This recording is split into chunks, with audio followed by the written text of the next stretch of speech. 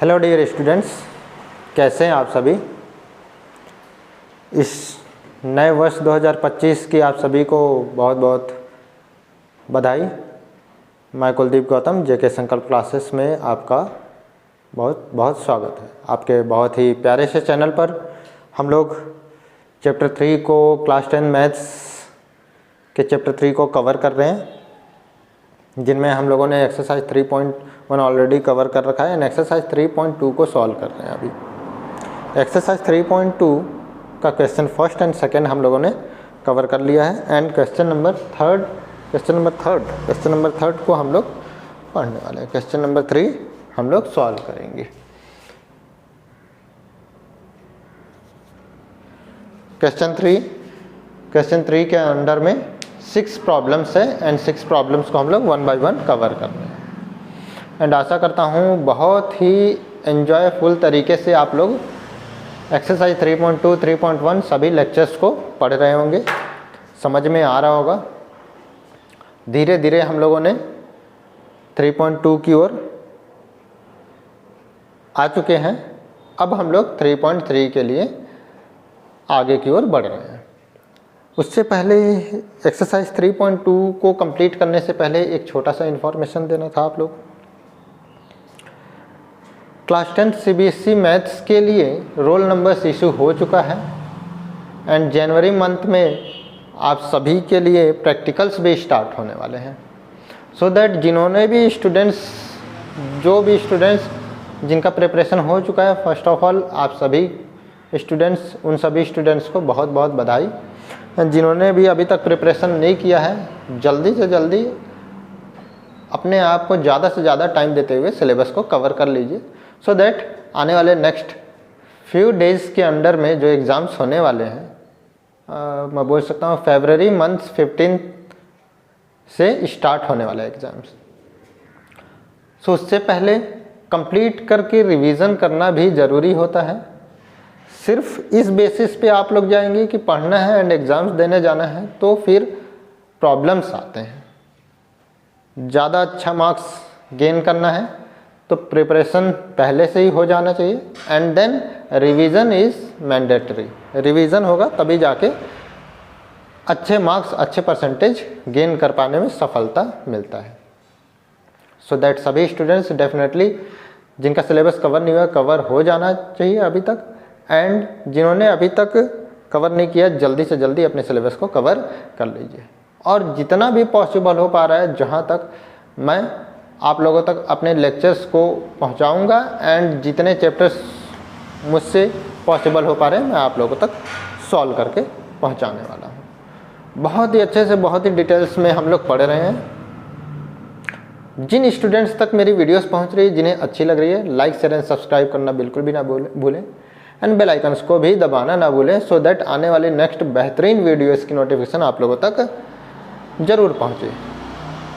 And अगर मैं अभी चैप्टर 3 कवर करा रहा हूँ, इस बीच में अगर स्टूडेंट्स लोगों का कुछ सेपरेट अलग चैप्टर्स का कुछ रिक्वायरमेंट होता है, डिमांड होता है, ऑन योर डिमांड मैं अलग से सेपरेटली वीडियोस बना करके आप लोगों तक पहुंचाऊंगा वो वीडियो, अगर आप लोगों का कोई रिक्वायरमेंट होता है तो।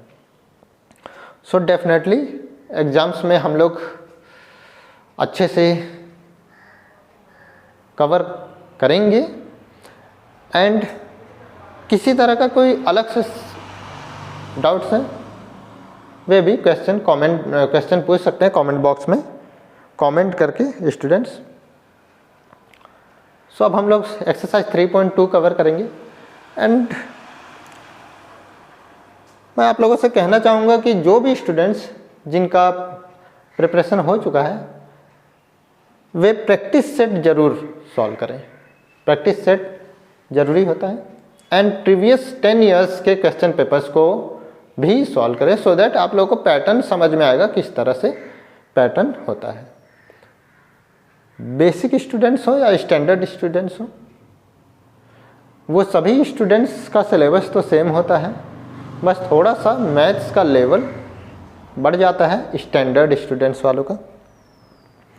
सो डरने की बात नहीं है, बस प्रीवियस 10 ईयर्स के क्वेश्चन पेपर्स को सॉल्व ज़रूर कीजिए। आप लोग जिनका प्रिपरेशन हो चुका है, क्वेश्चन पेपर को सॉल्व करना ज़रूरी हो जाता है, बहुत ही हेल्पफुल होता है, बहुत अच्छा मार्क्स गेन कर पाने में हेल्पफुल होता है ये क्वेश्चन पेपर।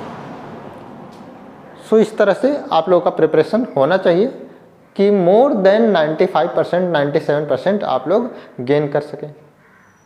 सो यही एकमात्र तरीका है, सिलेबस पहले से कवर कीजिए एंड मैथ्स को प्रैक्टिस ज़रूरी है, मैथ्स की प्रैक्टिस ज़रूरी है, ज़्यादा से ज़्यादा प्रैक्टिस कीजिए। सो मार्क्स मिलने वाला है। किसी तरह का क्वेरी है, किसी स्टूडेंट्स को अलग से कोई प्रॉब्लम आ रहा है, ऑनलाइन आप लोग के डिमांड पर मैं अलग से आप लोग के लिए सेपरेट वीडियो बना करके किसी सेपरेट चैप्टर्स के लिए अलग से वीडियो बनाऊंगा एंड कंप्लीट तो नहीं बोलूँगा, लेकिन उस एक्सरसाइज से रिलेटेड जो भी टफ क्वेश्चंस होंगे उनको मैं सॉल्व कर करके आप लोगों तक पहुंचा देने वाला हूँ एंड बहुत ही अच्छे से कॉन्सेप्ट्स को बताते हुए उन्हें बताने वाला हूँ, so that on your demand मैं आप लोगों तक वीडियो पहुंचाने वाला हूँ। चलते हैं, हम लोग स्टार्ट करते हैं। एक्सरसाइज 3.2 को कवर करेंगे। टोटल क्वेश्चंस ही 3 क्वेश्चंस हैं। एनसीईआरटी एक्सरसाइज 3.2 में टोटल 3 क्वेश्चंस हैं। फर्स्ट क्वेश्चन के अंडर में 6 प्रॉब्लम्स था जो मैंने आप लोगों को कवर करा दिया लास्ट प्रीवियस लेक्चर में, एंड सेकेंड क्वेश्चन को भी कवर कराया था। अब हम लोग थर्ड क्वेश्चन है जिनमें इसके अंडर में 6 प्रॉब्लम्स हैं एंड वर्ड प्रॉब्लम्स है। इसे हम लोगों को इक्वेशन के फॉर्म में कवर करना है एंड इक्वेशन के अकॉर्डिंग उसके बाद हम लोग को सब्स्टिट्यूशन मेथड से सॉल्व करना है। क्वेश्चन क्या है? Form the pair of linear equations for the following problems and find their solutions by substitution method. Substitution method से हम लोग को सॉल्व करना है and pair of linear equations को क्या करना है? फॉर्म करना है, बनाना है। So first and second problems, question number 3 के अंडर में जो फर्स्ट एंड सेकेंड प्रॉब्लम्स है यहाँ पे मैंने लिख दिया है। इसके बाद फर्स्ट सेकेंड को सॉल्व करने के बाद मैं third and fourth and then fifth and sixth ऐसा करके सॉल्व कराने वाला हूँ। फर्स्टली हम लोग सॉल्व करेंगे फर्स्ट नंबर। क्या बोल रहा है? Difference between 2 numbers is 26। कोई 2 नंबर है, उन दोनों के बीच में जो डिफरेंस आ रहा है वो 26 का आ रहा है and 1 number is 3 times the other number, और एक नंबर जो है वो 3 टाइम्स है दूसरे नंबर का। तो फाइंड करना है, फाइंड देम मतलब उनको फाइंड करना है उन नंबर्स को। सो फर्स्टली हम लोग को मानना होगा कि नंबर्स कौन से हैं। तो लिख लेंगे let 1 number be x and other number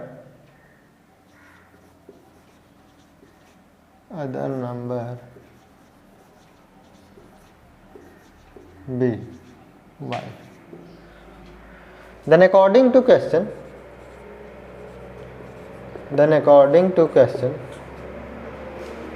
question के अकॉर्डिंग हम लोग देखेंगे क्या बोल रहे हैं। फर्स्ट एक नंबर और दूसरा नंबर है, उन दोनों के बीच में डिफरेंस x माइनस वाई का, x माइनस वाई के बीच में जो डिफरेंस था वो 26, equation number first. And then second condition क्या बोल रहे हैं? सेकेंड कंडीशन बोल रहे हैं 1 number is 3 times the other number. एक नंबर, ये 1 नंबर था, ये अदर नंबर था, तो एक नंबर जो है वो दूसरे नंबर का 3 टाइम्स है। देन एंड जो ये 1 नंबर है ये 3 टाइम्स है ऑफ अदर नंबर, दूसरे नंबर का 3 टाइम्स है। ठीक, ये इक्वेशन नंबर 2, दोनों कंडीशंस बन गए। हम लोग इक्वेशन 2 से x की वैल्यू इक्वेशन 1 में पुट करेंगे एंड सॉल्व करेंगे।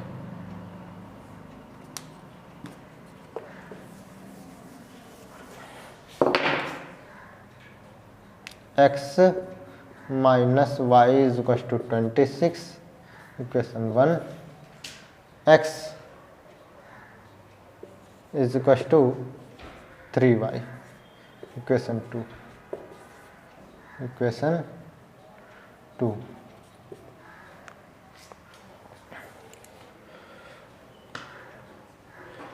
put the value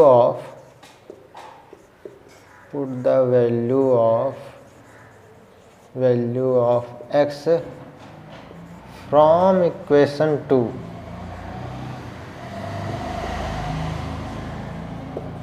into equation 1। Equation 1 में वैल्यू पुट करेंगे हम लोग। x के प्लेस पे क्या लिख सकते हैं हम लोग? 3y। सो 3y पुट करेंगे। 3y minus y is equal to 26, 2y is equal to 26, y is equal to 26/2, y is equal to 13। y की वैल्यू 13 हो गई। अब फिर से हम लोग पुट करेंगे y की वैल्यू को इक्वेशन 2 में। Again put the value of y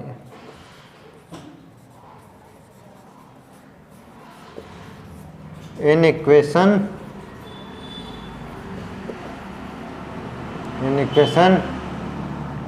2। y की वैल्यू पुट करेंगे। x is equal to 3 into 13, x is equal to 39। So इस तरह से हम लोग को ये दो नंबर्स मिल जाएंगे। Therefore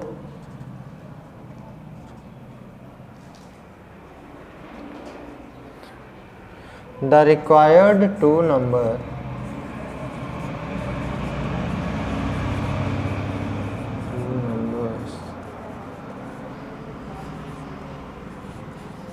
are x is are 39 and 13। 39 and 13 ये दोनों रिक्वायर्ड नंबर्स हैं। अब हम लोग सॉल्व करने वाले हैं। Let the other numbers. अब हम लोग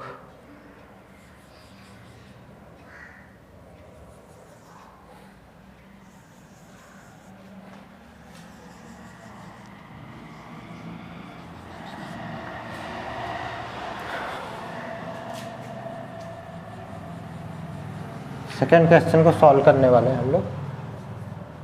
सॉल्यूशन नंबर सेकेंड क्या बोल रहा है? The larger of two supplementary angles, the larger of two supplementary angles, दो supplementary angles, the larger of two supplementary angles exceeds the smaller by 18 degrees. ठीक, दो एंगल्स हैं, दोनों एंगल्स सप्लीमेंट्री कब होते हैं?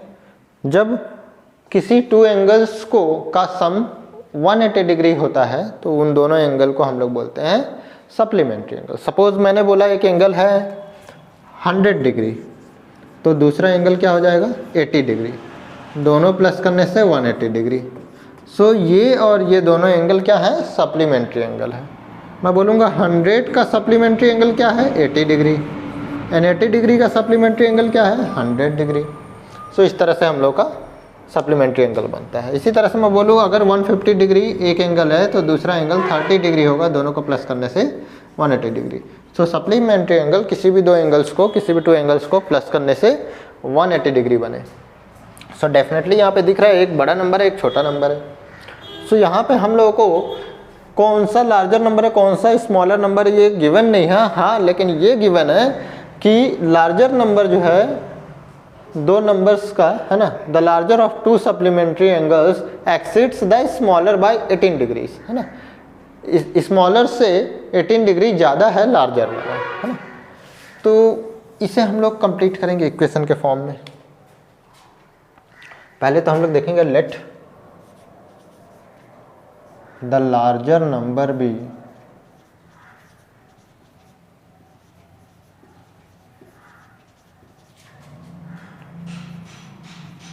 x and the smaller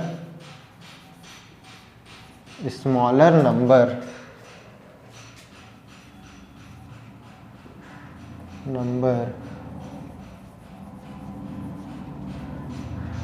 be y. Then according to question, then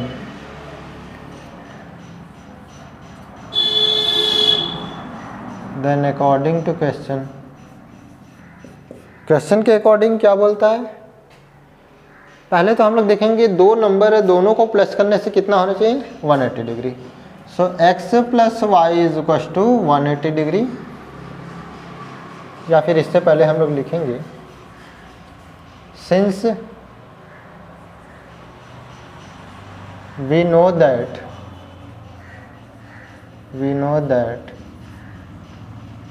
the sum of, if the sum of two angles, the sum of two supplementary angles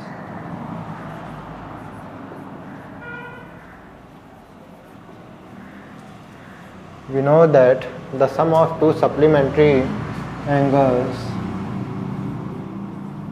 is always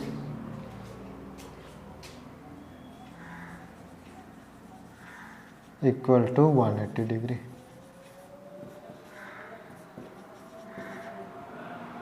Therefore, x plus y is equal to 180 degree. ये equation 1. And according to question के according जो larger number होगा वो smaller number, ये larger number हम लोगों ने लिया था x को, एंड y को स्मॉलर नंबर लिया है. स्मॉलर नंबर से 18 डिग्री ज़्यादा होगा. स्मॉलर नंबर क्या है? y है. y से 18 डिग्री प्लस करूं तो ये दोनों मिलके x बनता है, लार्जर नंबर. सो इस तरह से ये सेकेंड इक्वेशन बनता है. अब मैं पुट करूंगा x की वैल्यू को in equation 1. Put the value of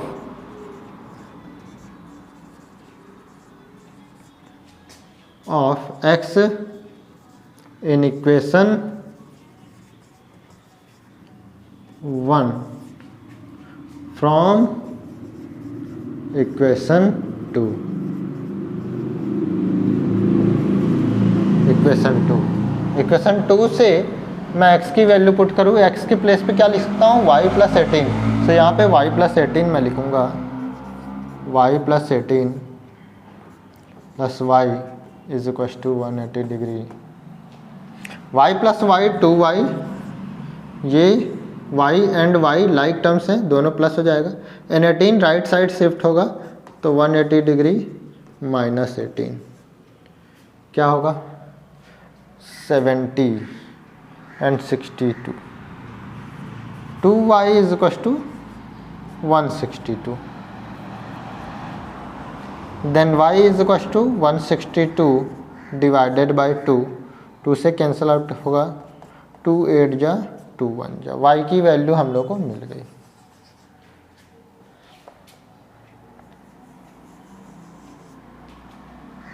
अब हम लोग देखेंगे now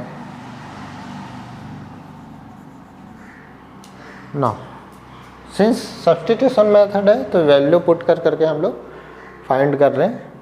so put the value of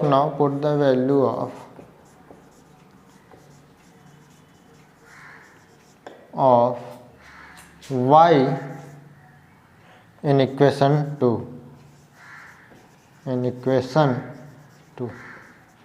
equation 2 में y की वैल्यू पुट करें तो क्या मिलेगा? y की वैल्यू 81 है तो यहाँ 81 हो जाएगा. x is equal to 81 plus 18 क्या होगा? x is equal to 99. So 99 degree 81 degree. Question क्या है? Find them. Larger and smaller supplementary angle को फाइंड करना है. Therefore required angles are 99 degree and 81 degree. यह हमारा आंसर है.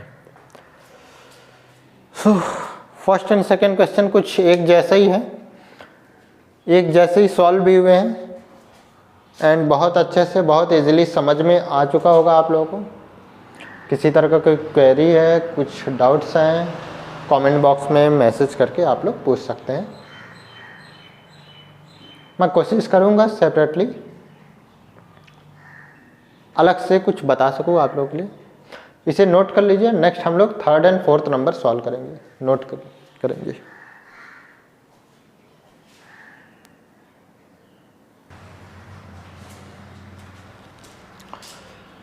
अब हम लोग question number third problem solve करने वाले हैं। थर्ड क्या है? The coach of a cricket team buys 7 bats and 6 balls for ₹3800। एक क्रिकेट टीम की एक कोच है, उन्होंने क्या किया? 7 बैट एंड 6 बॉल्स खरीदा। कितने में खरीदा?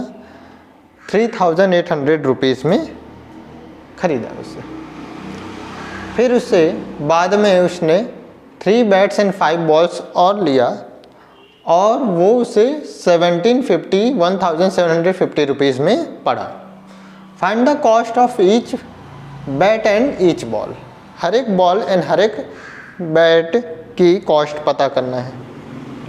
सिंस यहाँ पे हम लोग को हर एक बॉल हर एक बैट की कॉस्ट पता नहीं है, सो हम लोग एक्स एंड वाई मान के चलेंगे। Let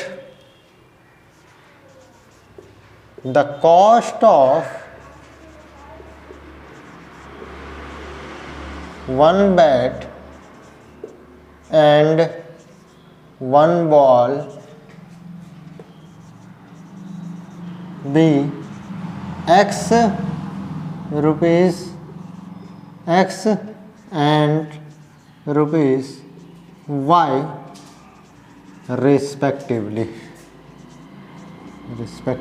रिस्पेक्टिवली का क्या मीनिंग है?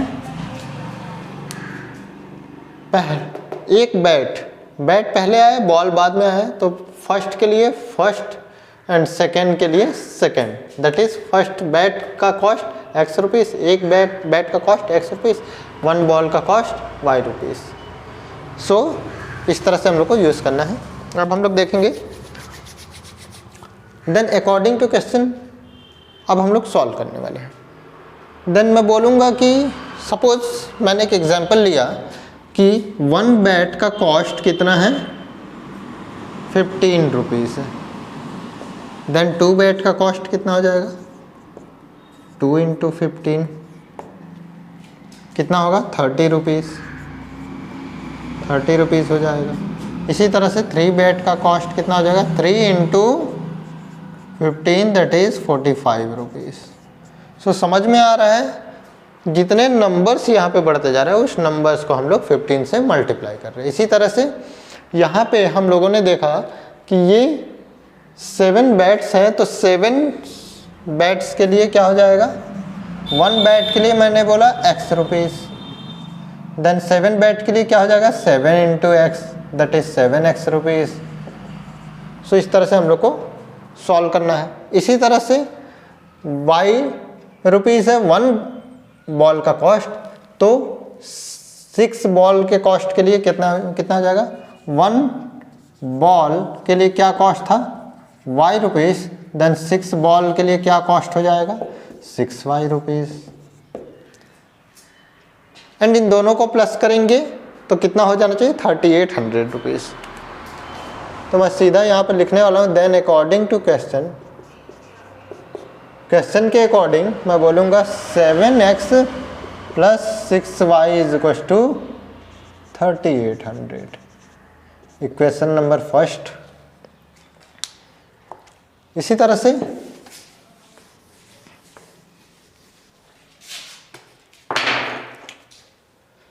Three bat and 5 balls, so 3x + 5y = 1750। ये इक्वेशन 2। किसी भी एक इक्वेशन से हम लोग x या y की वैल्यू निकाल के एंड देन पुट करेंगे अनदर इक्वेशन में। फर्स्टली हम लोग देखेंगे यहाँ पे मैं इक्वेशन 2 पिक करता हूँ। फ्रॉम इक्वेशन 2 ले लिया मैंने। 3x + 5y = 1750। 3x = 1750 - 5y। x = 1750 - 5y whole divided by 3। ये इक्वेशन 3 में बोल सकता हूँ। अब नेक्स्ट क्या करूँगा, मैंने इक्वेशन 2 से x की वैल्यू निकाल लिया एंड इक्वेशन 1 में पुट करने वाला हूँ। अब इक्वेशन 1 में पुट करने वाला हूँ। So now put the value of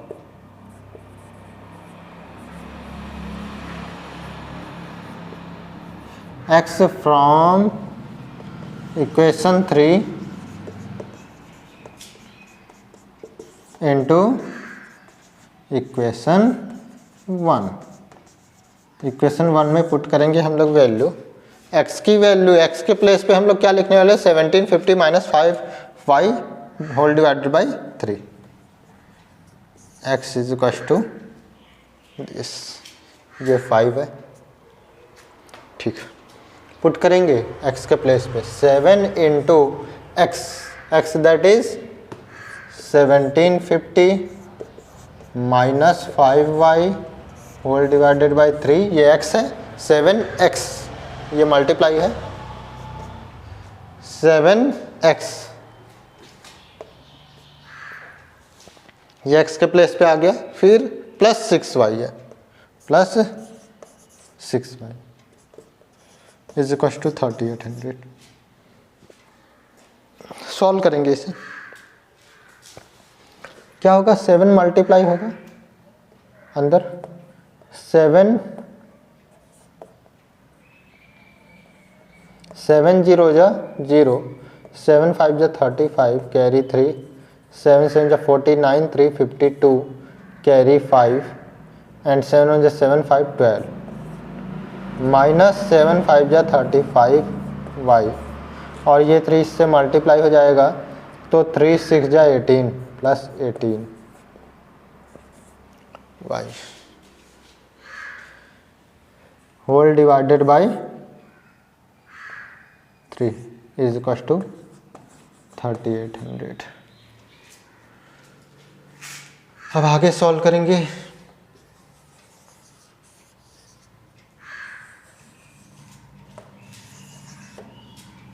ये 3 मल्टीप्लाई होगा इसके साथ और इन दोनों को सॉल्व करेंगे हम लोग, तो क्या हो जाएगा,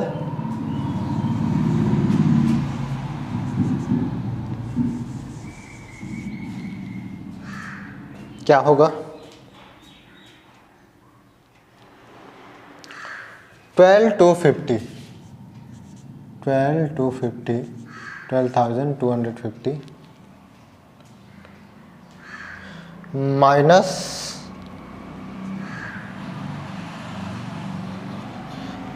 17y, इन दोनों को सॉल्व करने से माइनस 35y प्लस 18y, इन दोनों को सॉल्व किया तो माइनस 17y आएगा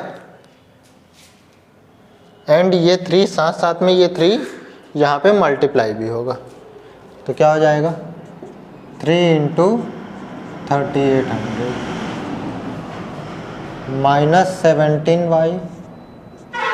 इसे सॉल्व करेंगे तो ये क्या हो जाएगा, 3 0 जा 0, 3 0 जा 0, 3 8 जा 24 कैरी 2 एंड 3 3 जा 9 2 11,400 and 12 right hand side shift करेंगे तो माइनस 12,250 सॉल्व करेंगे क्या आएगा, आएगा minus 17y is equal to 600 6 7 850 minus 850, minus minus cancel हो जाएगा, y is equal to 850 divided by 17, y is equal to 17 5 जा 85,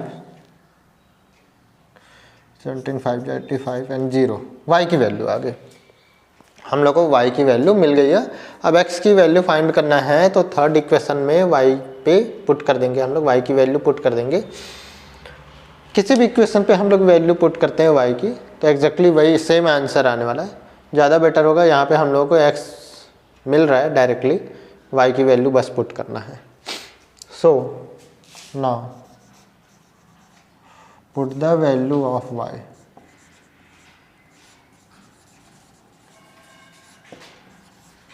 इन इक्वेशन 3। इक्वेशन 3 में हम लोग पुट करेंगे, क्या है equation 3, x is equal to 1750 minus 5 into 50 whole divided by 3। Solve करेंगे, x is equal to 1750 minus 250, 5 into 50, 250 divided by 3। Solve करेंगे 250 1500, x is equal to 1500 whole divided by 3। x is equal to क्या हो जाएगा, 3 5 जा 15, 500।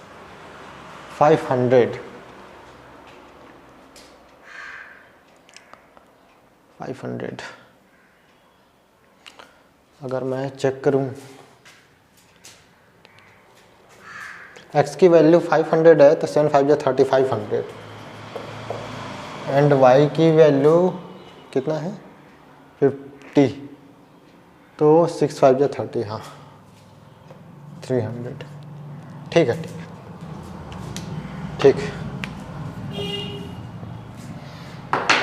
So cost of 1 bat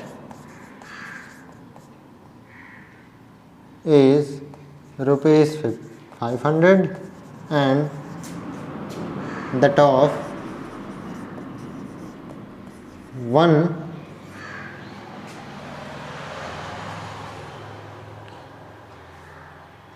या फिर बोलूं and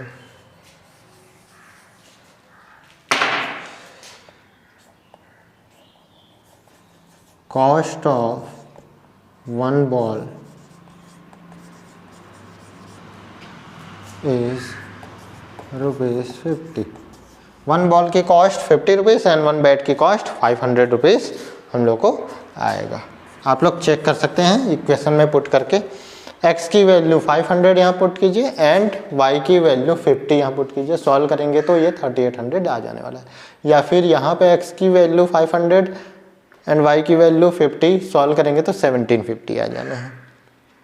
check कर सकते हैं, एग्जैक्टली सही है, ये करेक्ट है।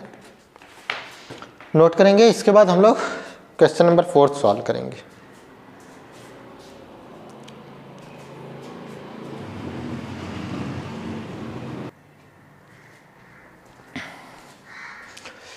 सब क्वेश्चन नंबर 3 का 4th देखेंगे हम लोग। 4th क्या है, the taxi charge in a city consist of a fixed charge together with the charge for the distance covered. So जो टैक्सी की चार्ज है, टैक्सी चार्ज करता है ना, टैक्सी चार्ज करता है एक सिटी में, कितना चार्ज करता है, consist of a fixed charge. एक तो फिक्स्ड चार्ज उसकी होती है, कुछ ना कुछ वो फिक्स्ड चार्ज रखा है अपना, जैसे मे भी हो सकता है 25 रुपीज़, कहीं भी वो किसी के साथ जा रहा हो तो कुछ किलोमीटर गया तो किलोमीटर के अकॉर्डिंग, पर किलोमीटर के अकॉर्डिंग उसका चार्ज तो वो लेता ही है, और उसके साथ साथ एक अपना एक्स्ट्रा फिक्स्ड चार्ज रखा हुआ है वो भी लेता होगा। मे बी कि मैं बोलता हूँ अगर 1 किलोमीटर का वो 5 रुपीज़ लेता है, देन 7 किलोमीटर के लिए वो कितना जाएगा, 7 इंटू 5 35 रुपीज़ लेगा। सो 35 रुपीज़ किलोमीटर के अकॉर्डिंग तो लिया ही, और साथ ही साथ में उसने अपना एक फिक्स्ड चार्ज रखा हुआ है। सपोज दैट मैंने बोल दिया वो 9 रुपीज़ अपना फिक्स चार्ज रखा हुआ है, तो टोटल चार्ज कितना हो जाएगा, 7 किलोमीटर पे 35 रुपीज़ तो ले ही रहा है, प्लस 9 रुपीज़ उसका फिक्स चार्ज है, टोटल हो जाएगा 44 रुपीज़। सो इस तरह से फिक्स चार्ज है। फिक्स चार्ज कितना भी हो, जैसे मैंने 1 किलोमीटर के लिए बोला तो 1 किलोमीटर के लिए वो 5 रुपीज़ तो ले ही रहा है और साथ ही साथ में 5 रुपीज़ के साथ साथ 9 रुपीज़ भी लेगा, टोटल 14 रुपीज़ वो लेने वाला है। फिक्स चार्ज उसका चेंज नहीं होगा, फिक्स चार्ज हर कितना भी डिस्टेंस कवर करे उसके लिए फिक्स रहेगा। सो क्वेश्चन में ऐसा बोल रहा है कि एक फिक्स चार्ज है और उसके साथ साथ जो डिस्टेंस कवर किया है उसका भी अलग से चार्ज लेता है, इस तरह से कुछ चार्ज करता है उस सिटी में। एंड देन आगे बोल रहे हैं for a distance of 10 kilometre, 10 kilometre distance के लिए द चार्ज पेड इज ₹105। तो जो चार्ज उसने पेड किया 10 किलोमीटर के लिए वो कितना पे किया, 105 rupees. And for a journey of 15 kilometre the charge paid is ₹155। What are the fixed charge and the charge per kilometre. Fix charge क्या है बताना है एंड उसके साथ साथ पर किलोमीटर पे कितना चार्ज लग रहा है ये भी बताना है। फिर उसके बाद how much does a person have to pay for travelling a distance of 25 kilometre जाने के लिए उस पर्सन को कितना पे करना होगा, ये भी क्वेश्चन के अकॉर्डिंग बताना है हम लोग को। सो फर्स्टली फिक्स चार्ज तो हम लोग को पता नहीं, फिक्स चार्ज हम लोग को पता नहीं है तो क्या करेंगे, x रुपीज़ मानेंगे हम लोग। Let fixed charge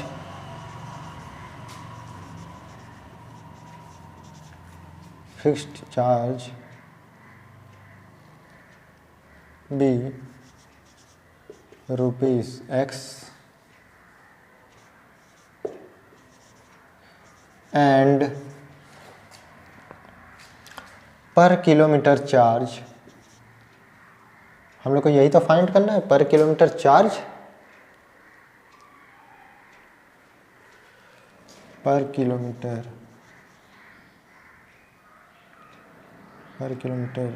charge be y rupees. Then according to question के according x plus first condition क्या था, फर्स्ट कंडीशन था 10 किलोमीटर के लिए जा रहा है वो, सो 10 किलोमीटर पर किलोमीटर का चार्ज y, तो 10 किलोमीटर का चार्ज 10y, दोनों को प्लस करेंगे तो कितना आ रहा है, 105 रुपीज़। ये इक्वेशन 1 105 रुपीज़ हम लोग को लग रहा है। एक तो फिक्स चार्ज उसने लिया एंड 10 किलोमीटर पे डिस्टेंस कवर किया। सो 10 किलोमीटर का पर किलोमीटर पे y रुपीज़, तो 10 किलोमीटर पे 10y रुपीज़। जैसे मैं बोलूँ पर किलोमीटर पे 1 किलोमीटर, पर kilometre that is 1 kilometre, 1 kilometre पे मैं बोलूँ 7 रुपीज़ ले रहा है, देन 4 किलोमीटर पे कितना लेगा, 4 × 7 is equal to 4 7 28 rupees. So 4 × 7, इसी तरह से मैं बोलूँ 1 किलोमीटर का x रुपीज़ अगर ले रहा है, जैसे यहाँ पे 1 किलोमीटर का 7 लिया था, वैसे ही x किलोमीटर का x रुपीज़ लेने से अगर मैं 10 किलोमीटर को काउंट करूँ तो कितना हो जाएगा, 10 × x दैट इज़ 10x होगा या नहीं। यहाँ पे 4 था तो 4 × 7 था, यहाँ पे 10 × x है तो x मल्टीप्लाई होगा 10x रुपीज़ होगा। तो यहाँ पे मैंने पर किलोमीटर पे y माना, सपोज यहाँ y होता तो यहाँ 10y हो जाता, सो ये भी 10y, सो 10y आ गया एंड x रुपीज़ तो फिक्स था, वो दोनों को प्लस किया तो 105 रुपीज़ उसने पे किया according to question.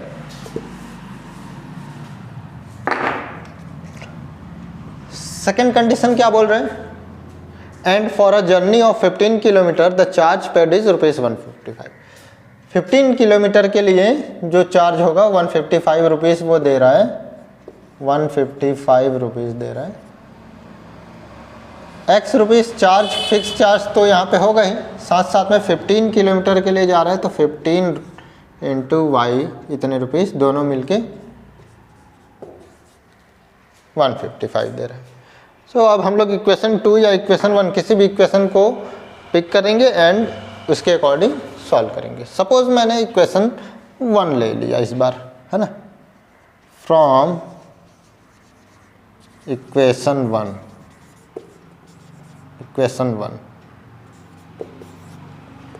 x plus 10y is equal to 105, x is equal to 105 minus 10y, ये equation number 3।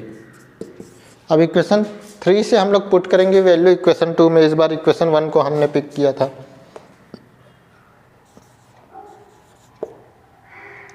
Put the value of x in equation 2, equation 2 में पुट करेंगे।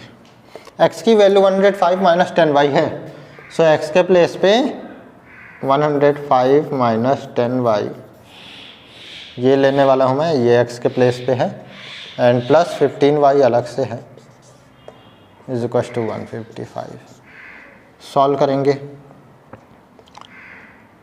माइनस 10y प्लस 5y, ये 5y बचेगा इन दोनों को solve करने से, and 105 right hand side shift होगा तो 155 माइनस 105 क्या होगा, y इज इक्वल टू 155 से 105 माइनस करने से क्या बचेगा 50, एंड 5 मल्टीप्लाई है डिवाइड बाई 5, देन y की वैल्यू क्या आ गई 10, y की वैल्यू 10 आ गई।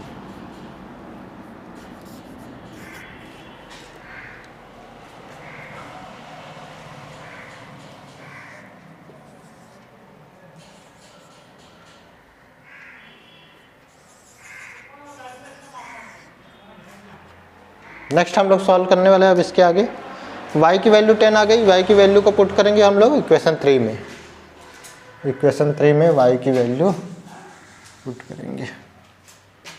Put the value of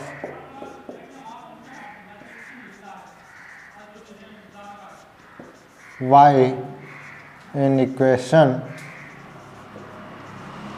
3, equation 3 में y की वैल्यू पुट करें हम लोग, सो यहाँ पे आएगा 10, so x is equal to 105 minus 10 into 10, 105 minus 10 into y की वैल्यू क्या थी 10, 10 into 10, then x is equal to 105 minus 100, x is equal to 5। So इस तरह से हम लोगों को फिक्स चार्ज कितना पता चला, 5 रुपीज़ वो ले रहा है, एंड उसके साथ साथ पर किलोमीटर y था, y की वैल्यू 10, तो पर किलोमीटर पे चार्ज 10 रुपीज़ है। देयरफॉर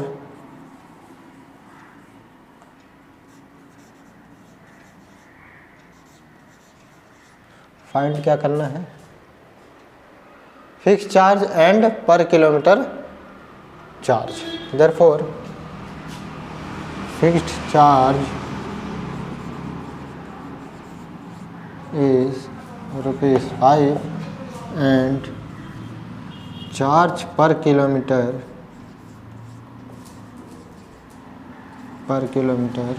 is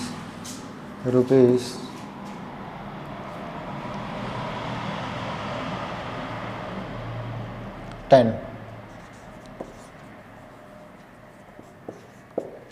अब हम लोग को आगे और क्या फाइंड करना है, how much does a person have to pay for travelling a distance of 25 kilometre distance cover करने के लिए एक पर्सन को कितना पे करना होगा। सो एंड नाउ चार्ज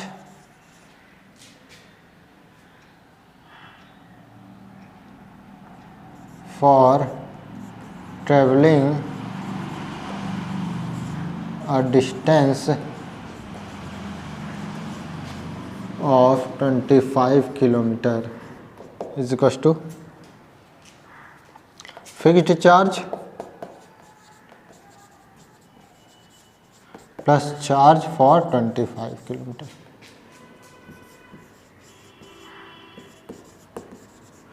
तो फिक्स्ड चार्ज कितना है हम लोग का, x था, और x की वैल्यू कितनी है 5, 5 प्लस 25 किलोमीटर के लिए 25 इंटू वाई, क्या बनेगा यहाँ पे हम लोग बोलेंगे x प्लस 25y।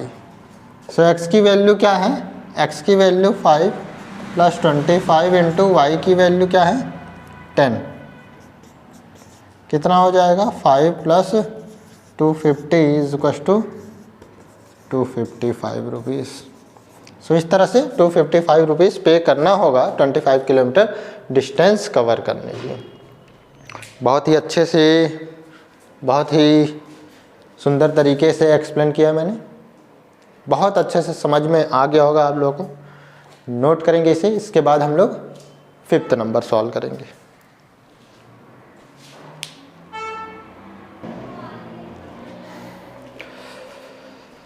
सो हम लोग 3rd का 5th प्रॉब्लम देखने वाले हैं। क्या है, A fraction becomes 9/11 if 2 is added to both the numerator and denominator। एक फ्रैक्शन है, अगर उनमें हम लोग 2 ऐड कर दें दोनों न्यूमरेटर एंड डिनोमिनेटर में तो वो 9/11 हो जाता है। क्या हो जाता है 9/11। फ्रैक्शन होता क्या है हम लोग को पता है, a/b के फॉर्म में हम लोगों ने, आप लोग सभी क्लास 4th क्लास 3rd या क्लास 5th से पढ़ते हुए आ रहे हैं।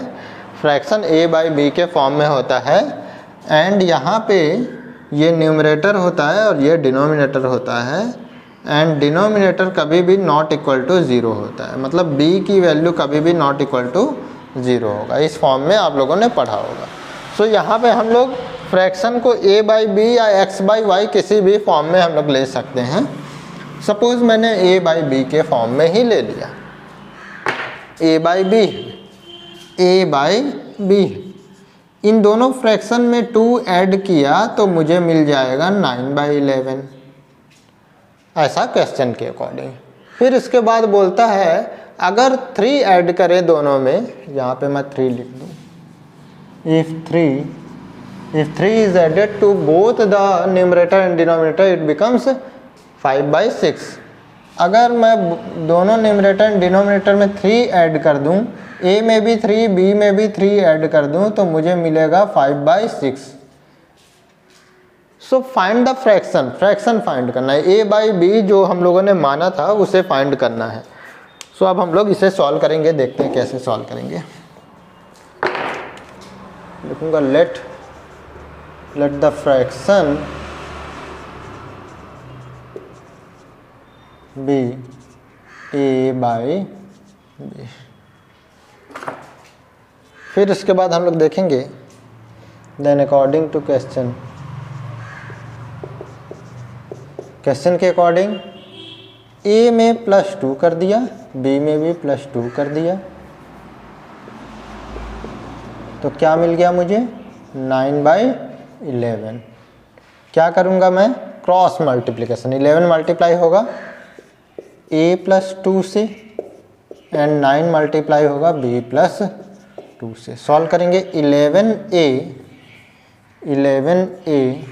प्लस 11 2 जा 22, ये मल्टीप्लाई होगा दोनों से। 11 क्या होगा, मल्टीप्लाई होगा a एंड 2 दोनों से।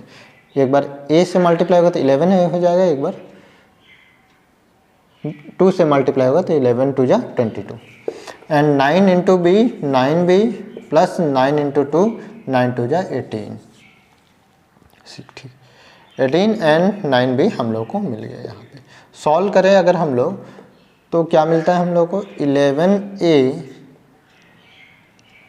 ये 9b इधर आएगा तो -9b is equal to 18 minus 22, 11a minus 9b is equal to -4। Equation 1 ये इक्वेशन 1 बनता है। एंड अब दूसरा कंडीशन क्या बोलता है, and a plus 3 divided by b plus 3 is equal to 5/6। Solve करेंगे फिर से क्रॉस मल्टीप्लिकेशन, 6 मल्टीप्लाई होगा तो यहाँ पे क्या मिलेगा 6, हम लोग सीधा मल्टीप्लाई करते हैं, चलिए लिख ही देता हूँ 5b प्लस 3। 6 इंटू a क्या हो जाएगा, 6 into a 6a plus 6 into 3 18, 5 into b 5v, 5 into 3 plus 15, 6a minus 5v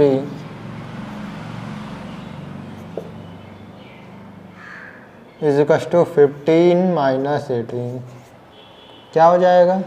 6a minus 5v is equal to -3। अब मैं यहाँ पे किसी एक पार्ट a या b की वैल्यू निकाल लूँ। जैसे अभी तक हम लोगों ने x एंड y की वैल्यू फाइंड करते हुए हम लोग सॉल्व करते थे, वैसे ही a एंड b की वैल्यू किसी एक का वैल्यू निकालूँ। सपोज a की वैल्यू मैं निकालना चाहता हूँ, तो क्या लिख सकता हूँ इससे मैं?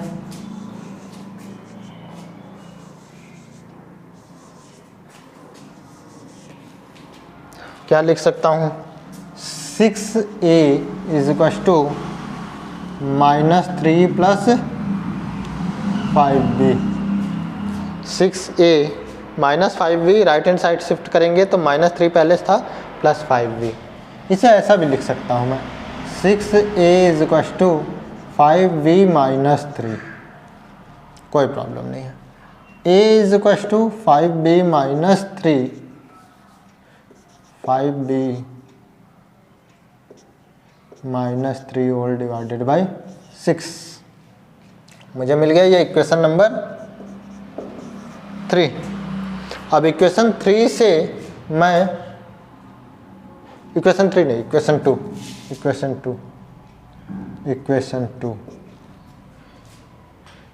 2 यहाँ से मैं इक्वेशन 2 से इक्वेशन 1 में वैल्यू पुट करूँगा a की। Put the value of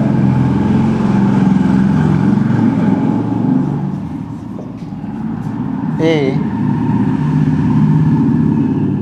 from equation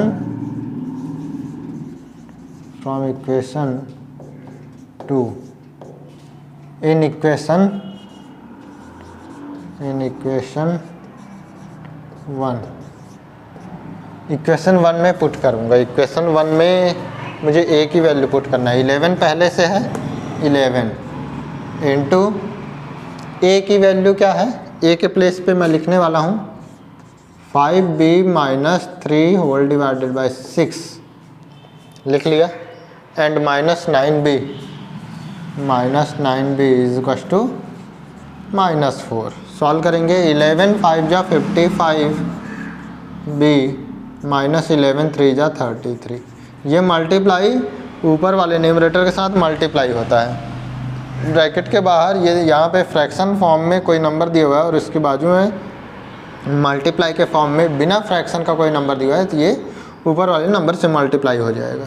सो 11 5 जा 55, ये 11 5 से मल्टीप्लाई होगा, देन 11 3 से, तो -33 डिवाइडेड बाई 6। एंड इसके साथ साथ में ये 6 यहाँ भी मल्टीप्लाई होगा, तो क्या आ जाएगा? माइनस साइन है तो माइनस 6 9 जा 54 इज इक्वल टू -4। सॉल्व करेंगे। 55v माइनस 54b माइनस 33, ये 6 यहाँ मल्टीप्लाई होगा तो -4 इंटू 6। क्या किया मैंने? -54b को यहाँ इधर शिफ्ट कर दिया इसके प्लेस पे, और ये इधर। कोई फ़र्क नहीं पड़ता है, सेम है अभी भी। ये दोनों सॉल्व करेंगे तो बचेगा क्या? 55b से 54b माइनस कर दूंगा तो 1b बचेगा। 1b मतलब सिर्फ b। And -33 right hand side shift करेंगे, ये -6 4 जा 24 प्लस 33। क्या हो जाएगा? b is equal to 9। हम लोग को b की वैल्यू मिल गई। किसकी वैल्यू मिल गई? b की वैल्यू मिल गई है। अब हम लोग b की वैल्यू को पुट करेंगे इक्वेशन 2 में। Now put the value of b in equation 2। Equation 2 में वैल्यू पुट करेंगे।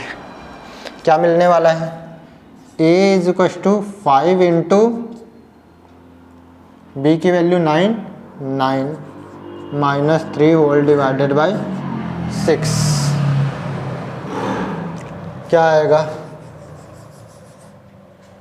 क्या आएगा, सॉल्व करेंगे। a इज इक्वल टू 5 9 जा 45 minus 3 divided by 6, a is equal to 42 divided by 6, 6 7 जा 42, a is equal to 7। So इस तरह से हम लोग को a की वैल्यू मिली और b की वैल्यू मिल गई। सो हम लोग को फ्रैक्शन भी मिल जाएगा। देयरफॉर रिक्वायर्ड फ्रैक्शन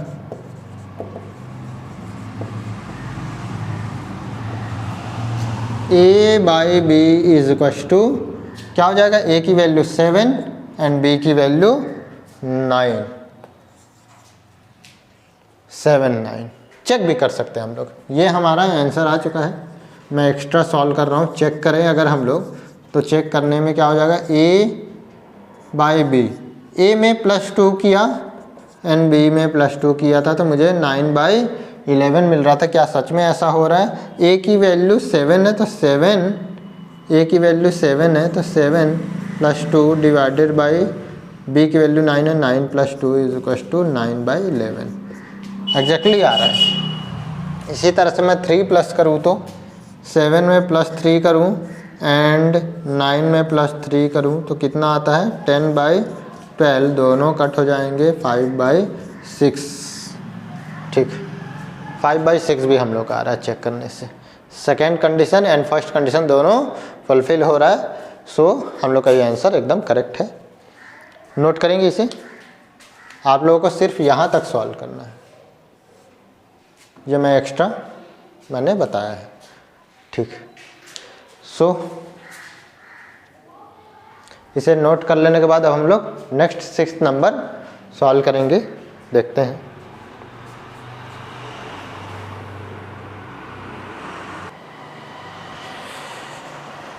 सो अब हम लोग को 6th नंबर सॉल्व करना है।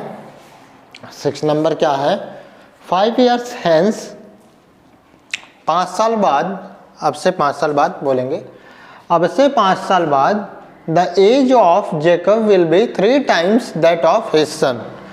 तो जो जेकब की एज होगी, जेकब की एज जो होगी वो अपने सन से 3 times होगा 5 साल बाद।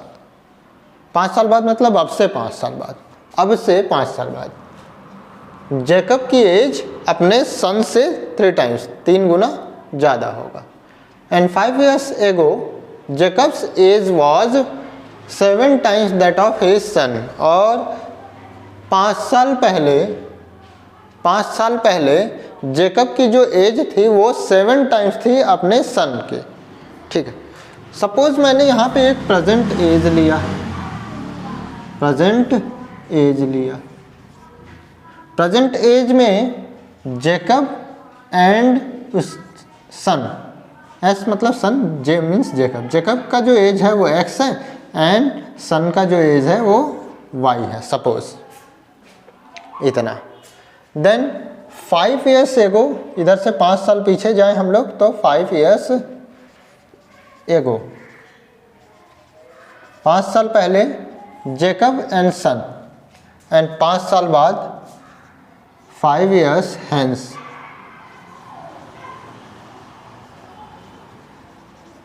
दोनों पे अगर हम लोग एज देखें तो जेकब की जो एज होगी 5 साल पहले वो 5 साल छोटा हो जाएगा। सो क्या हो जाएगा, x से 5 years माइनस करेंगे। मैथ्स में छोटा करना मतलब माइनस करना है ना। एंड इसी तरह से उसके सन का एज भी तो 5 साल छोटा होगा, 5 years वो छोटा हो जाएगा तो y - 5। पहले 5 years hence बोला था एंड 5 years ago बाद में कंडीशन को बोला है, मैंने बाद वाले को पहले कर लिया। अब हम लोग देखेंगे 5 years hence, 5 साल बाद जेकब एंड सन। जेकब का एज अब से 5 साल बाद वो 5 साल बड़ा हो जाएगा तो x + 5 हो जाएगा। एंड सन का एज वो भी तो 5 साल बड़ा होगा, तो वो y+5 हो जाएगा। अब कंडीशन को अगर हम लोग देखें तो कंडीशन क्या बोलता है, 5 साल बाद जो एज होगा वो 3 टाइम्स होगा। किसका? जेकब का एज। जेकब का एज जो होगा वो 3 टाइम्स हो जाएगा सन से। तो जेकब का एज क्या था? जेकब का एज x+5 था, वो 3 टाइम्स हो जाएगा किसका? सन के एज का। 3 टाइम्स हो जाएगा y+5 के, 3 टाइम्स ऑफ s, और s की वैल्यू क्या है? ये j की वैल्यू ये। सो मैं बोलूँ j कितना था? 3 टाइम्स था अपने s का, 5 years hence, 5 साल बाद आपसे। सो यहाँ पे मैं देखूँ सॉल्व करूँ, अगर इसे सॉल्व करेंगे इस तरह से कुछ केस बन रहा है ना। एंड इसमें मैं देखूँ, यहाँ पर देखूँ तो 5 साल पहले जो जेकब था वो अपने सन का 7 टाइम्स था, 7 टाइम्स ऑफ सन। सो इसे मैं अगर देखूँ तो x-5 बनेगा एंड 7 इंटू y-5। इसे सॉल्व करते हुए दोनों इक्वेशन को कंपैरिजन करते हुए हम लोग को x एंड y की वैल्यू मिल जाएगी। इस तरह से हम लोग को प्रेजेंट एज फाइंड हो जाएगा। प्रेजेंट एज क्या था? x and y, x y की वैल्यू फाइंड हो गई तो सब कुछ फाइंड हो जाएगा। सो आशा करता हूँ ये केस आप लोग को समझ में आया होगा क्या मैंने बताया। इसे मैं हटा रहा हूँ और अब मैं प्रेजेंट एज को लेकर के सॉल्व करूँगा। कैसे सॉल्व करूँगा? Let present age of Jacob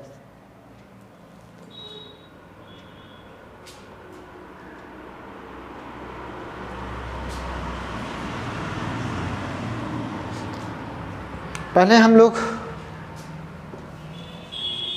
सन का प्रेजेंटेज लेंगे। सन का अगर प्रेजेंटेज पता चल जाए तो उसी के ऊपर सब कुछ डिपेंड करता है जेकब का एज। जैसे जैसे सन का एज पता चल जाएगा हम लोग जेकब का एज फाइंड करते जाएंगे। Let the present age of son be x years।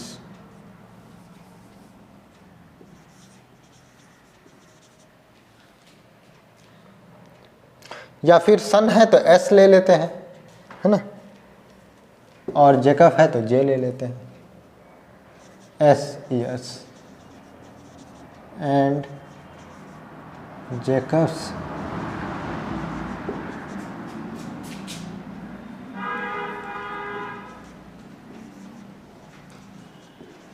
Present age be y नहीं j years।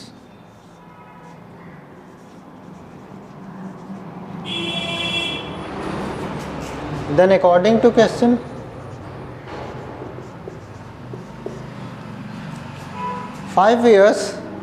for 5 years, case one में क्या बोलेगा? For 5 years hence,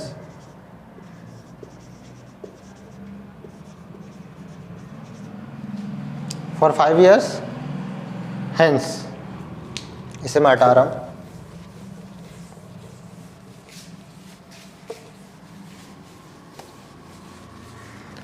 For 5 year hence, and यहाँ सेकेंड तरफ मैं रखूँगा केस 2 for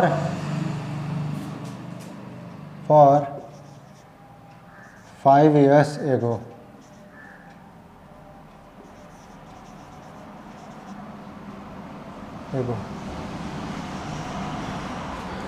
क्या बनेगा?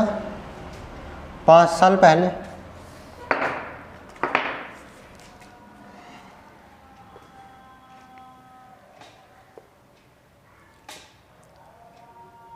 पाँच साल बाद जो जेकब का एज है जे, वो कितना हो जाएगा? 5 years ग्रेटर होगा। 5 साल बड़ा हो जाएगा। जेकब 5 साल बाद 5 साल बड़ा होगा एंड उसका सन भी 5 साल बाद 5 इयर्स बड़ा हो जाएगा। देन वो कितना हो जाएगा, कितना होगा ये 5 इयर्स हेंस 3 टाइम्स 3 इंटू अपने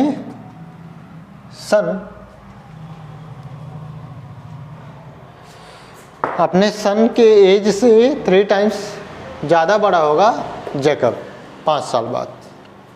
सॉल्व करें इसे तो क्या बनेगा, j + 5 is equal to 3s minus 3 5 जा 15। क्या हो जाएगा, j minus 3s is equal to minus 15 minus 5, j minus 3s is equal to minus 20। Equation 1 and then now अब हम लोग देखेंगे ये s है, ध्यान रखिए ये s है, ये s है, s 5 नहीं है, s है।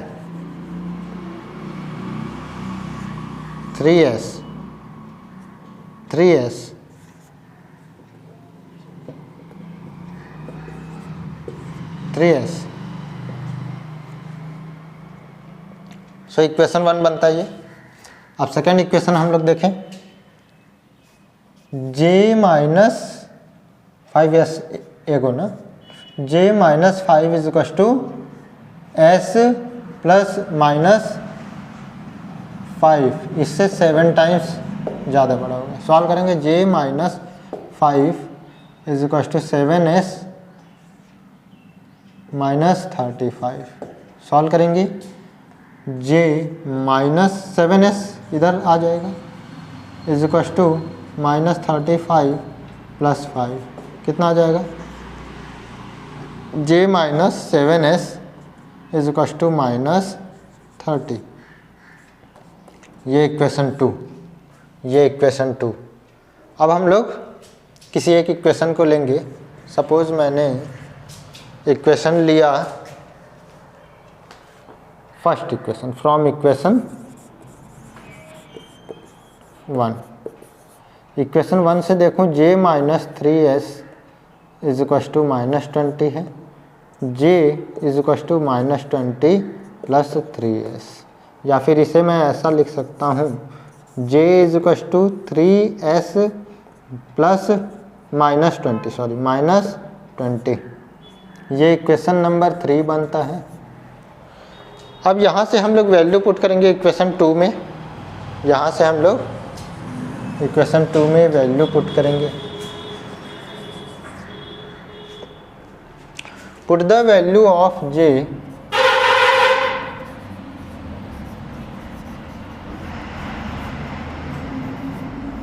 in equation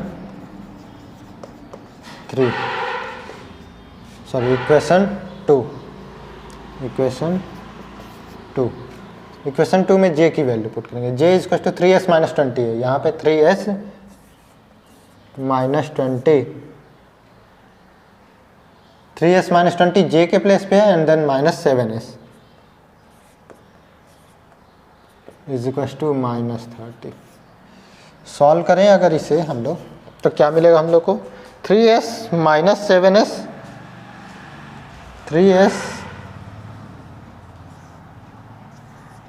3s minus 7s is equal to minus 30 plus 20। Solve करेंगे, minus 4s is equal to minus 10। Solve करेंगे, s is equal to minus 10 by, दोनों साइड बोथ साइड माइनस है तो minus cut हो जाएगा, 10 by 4। Solve करेंगे, s की value क्या आ रही है, कुछ मिस्टेक हो रहा है, क्या मिस्टेक हो रहा है,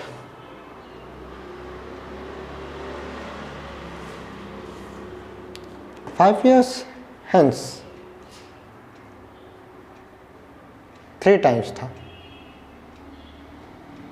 7 टाइम्स,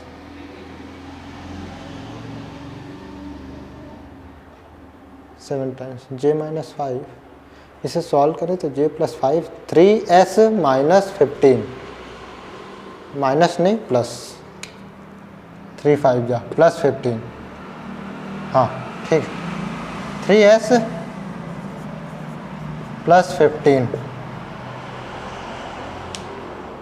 3s + 15 था तो ये हो जाएगा 15 पहले से -5 तो बचेगा ये 10 + 10 यहीं पे मिस्टेक हो रहा है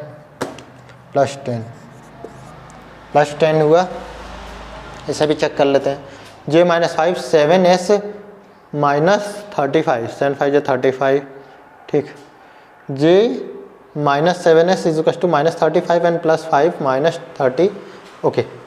यहाँ से मैंने इक्वेशन 1 को पिक किया था तो यहाँ पे पूरी वैल्यू गलत हो गई, यहाँ पे पूरी वैल्यू गलत हो गई, पूरा रॉन्ग।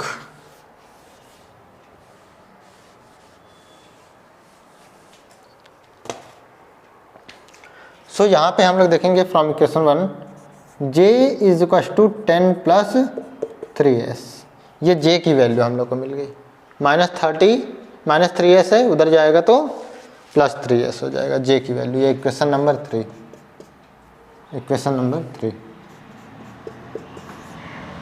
अब हम लोग देखेंगे put the value of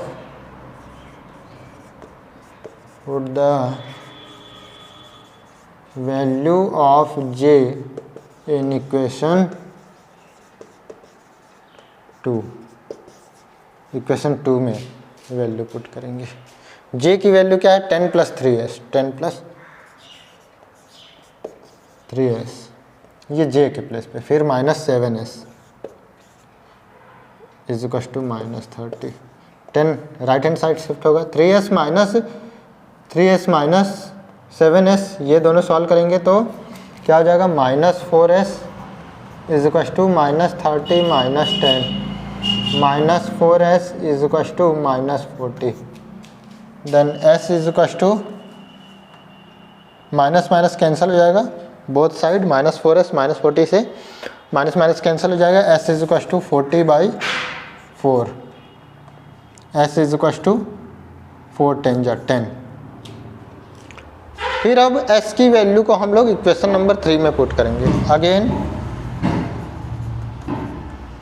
put the value of s in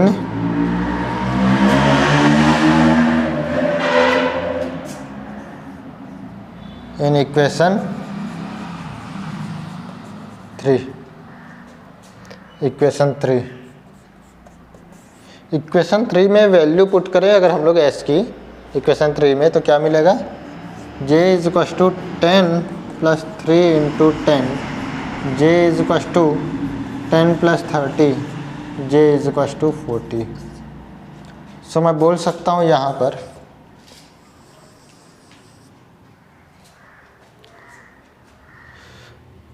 40 years का जेकब हो गया एंड 10 इयर्स का उसका सन हो गया। अगर 5 साल पहले देखूं तो 5 साल पहले उसके सन की एज क्या हो जाएगी 5 इयर्स एंड इसका एज 35 7 टाइम्स हो रहा है क्या हाँ 5 7 जा 35 ठीक। Therefore present age of Jacob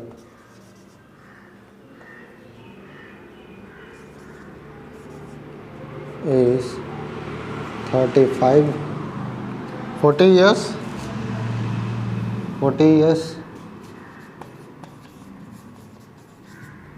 and present age of son is 10 years। सो इस तरह से इसका सॉल्यूशन है। छोटा सा मिस्टेक हुआ करेक्ट कर लिया गया है। इस तरह से एक्सरसाइज 3.2 हम लोगों ने अब कंप्लीट कर लिया है। बहुत अच्छे से समझ में आ चुका होगा आप लोगों को। 1 बाय 1 आप लोग भी बहुत ही अच्छे तरीके से पढ़ते रहिए जैसा कि मैं आप लोगों के लिए मेहनत कर रहा हूँ एंड बहुत सारा पूरा सॉल्यूशन डिटेल्स में दे रहा हूँ। बस मैं आप लोगों से ये उम्मीद लगा कर रखा हूँ कि लाइक शेयर एंड सब्सक्राइब करना बिल्कुल भी ना भूलें और बेल आइकन्स को भी दबाना ना भूलें। जिन तक भी मेरी वीडियोस पहुँच रही है और जिन तक पहुँचाना हो, न्यू स्टूडेंट्स तक पहुँचाना हो, डेफिनेटली शेयर करें मेरी वीडियोस को एंड सब्सक्राइब करना बिल्कुल भी ना भूलें। आज के लिए इतना ही। नेक्स्ट हम लोग जब पढ़ने वाले हैं सो एलिमिनेशन मेथड को पढ़ेंगे। एलिमिनेशन मेथड के बेसिस पे एक्सरसाइज 3.3 को कंप्लीट करेंगे एंड मोस्ट प्रोबेबली ये एक्सरसाइज इसके बाद ये चैप्टर्स कंप्लीट हो जाएगा। हाँ, ये चैप्टर कंप्लीट हो जाएगा, जल्दी से कवर करेंगे, ज़्यादा क्वेश्चन नहीं है। एक्सरसाइज 3 में फर्स्ट पे 4 क्वेश्चन है एंड सेकेंड में 5 क्वेश्चन है, तो मैं कोशिश करूँगा कि ज़्यादा से ज़्यादा 2 लेक्चर्स और ले लूँ और इसे कंप्लीट कर दूँ। आज के लिए इतना ही। Thank you.